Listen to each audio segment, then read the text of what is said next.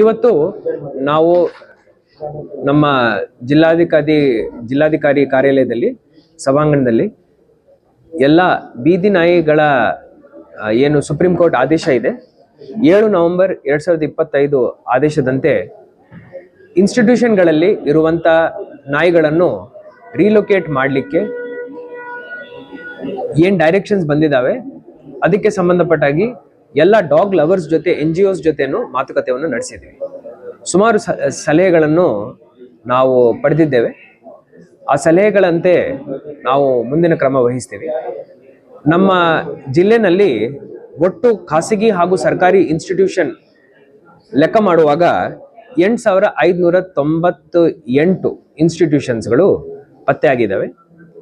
ಎಲ್ಲ ಇನ್ಸ್ಟಿಟ್ಯೂಷನ್ಸ್ಗಳಲ್ಲಿ ಒಬ್ಬ ನೋಡಲ್ ಆಫೀಸರ್ನು ನೇಮಕ ಮಾಡಬೇಕಂತ ಹೇಳಿ ಮಾನ್ಯ ಸರ್ವೋಚ್ಚ ನ್ಯಾಯಾಲಯದ ಆದೇಶದಂತೆ ಎಲ್ಲ ಕಡೆ ನಾವು ನೋಡಲ್ ಆಫೀಸರ್ಸ್ ನೇಮಕ ಮಾಡಿದ್ದೀವಿ. ಈ ಇನ್ಸ್ಟಿಟ್ಯೂಷನ್ ಒಳಗಡೆ ಇರುವಂತ ನಾಯಿಗಳ ಸಂಖ್ಯೆಯನ್ನು ನಾವು ಗಣನೆ ಮಾಡಬೇಕಂತ ಹೇಳಿ ಆದೇಶ ಸರ್ವೋಚ್ಚ ನ್ಯಾಯಾಲಯ ಮಾಡಲಾಗಿದೆ.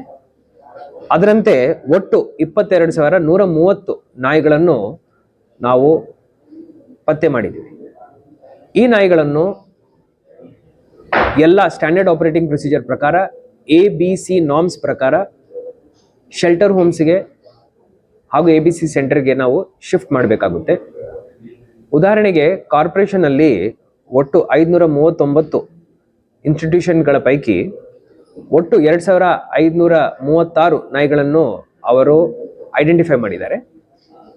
ಈ ನಾಯಿಗಳನ್ನು ಹಿರೇಬಾಗೇವಾಡಿನಲ್ಲಿ ಇರುವಂಥ 2 ಎಕರೆ ಜಮೀನಲ್ಲಿ ಅವರೇನು ಹೊಸದಾಗಿ ABC ಕಮ್ ಶೆಲ್ಟರ್ ಹೋಮ್ ಕಟ್ತಾ ಇದ್ದಾರೆ, ಅದಕ್ಕೆ ಶಿಫ್ಟ್ ಮಾಡಲಿಕ್ಕೆ ಆ ಒಂದು ಪಾಲಿಸಿ ರೂಪರೇಷೆಗಳು ಹೆಂಗಿರ್ಬೇಕು ಅನ್ನೋದ್ರ ಬಗ್ಗೆ ಇವತ್ತು ಎಲ್ಲ ನಾವು ಡಾಗ್ ಲವರ್ಸ್ ಜೊತೆ NGOs ಜೊತೆ ಒಂದು ಮಾತುಕತೆಯನ್ನು ನಡೆಸಿದ್ವಿ. ಬಹಳ ಒಳ್ಳೆ ಸಲಹೆಗಳು ಅವರು ನಮಗೆ ನೀಡಿದ್ದಾರೆ.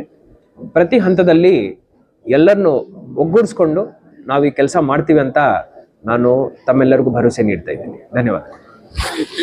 ಇವತ್ತು ಅದರ ಬಗ್ಗೆನೂ ನಮಗೆ ಸುಮಾರು ಸಲಹೆಗಳು ಸಿಕ್ಕಿದ್ದಾವೆ. 3 ದಿವಸದ ನಂತರ ಎಲ್ಲ ಮಾಹಿತಿದೊಂದಿಗೆ ನಾವು ಇನ್ನೊಂದು ಸಭೆ ಮಾಡಲಿಕ್ಕೆ ನಾವು ಪ್ರಯತ್ನ ಮಾಡ್ತಾ ಇದ್ದೀವಿ. ಆ ಸಭೆಯಲ್ಲಿ ಎಲ್ಲೆಲ್ಲಿ ಚಿಕಿತ್ಸೆ ಕೊಡಲಿಕ್ಕೆ ಸಾಧ್ಯವಿದೆಯೋ ಆ ಜಾಗಗಳನ್ನು ಗುರುತಿಸೋದು, ಎಲ್ಲೆಲ್ಲಿ ನಾಯಿಗಳಿಗೆ ಊಟ ಕೊಡೋ ಸಾಧ್ಯತೆಗಳಿದ್ದಾವೆ ಆ ಫೀಡಿಂಗ್ ಝೋನ್ಸ್ನು ನೇಮಕ ಮಾಡೋದು, ಔಷಧಿಗಳನ್ನು ಹೆಂಗೆ ಕೊಡಿಸ್ಬೇಕು, ಯಾವ ರೀತಿಯಲ್ಲಿ ಕೊಡಿಸ್ಬೇಕು, ಅದರ ಬಗ್ಗೆ ಸ್ಟ್ರಾಟಜೀಸ್ನು ನಾವು ಪ್ಲ್ಯಾನ್ ಮಾಡಲಿಕ್ಕೆ ZP ಮೀಟಿಂಗ್ ಹಾಲಲ್ಲಿ 9ನೇ ತಾರೀಕು ನಾವೊಂದು ಮೀಟಿಂಗ್ ಆಯೋಜನೆ ಮಾಡ್ಕೊಂಡಿದ್ವಿ. ಅದರಲ್ಲಿ ಎಲ್ಲ NGOs who are connected with dog welfare and animal welfare ಅವ್ರನ್ನ ನಾನು ಇನ್ವೈಟ್ ಮಾಡ್ತಾ ಇದ್ದೀನಿ. ದಯವಿಟ್ಟು ಬನ್ನಿ, ತಮ್ಮ ಸಲಹೆಯನ್ನು ನಮಗೆ ಕೊಡಿ.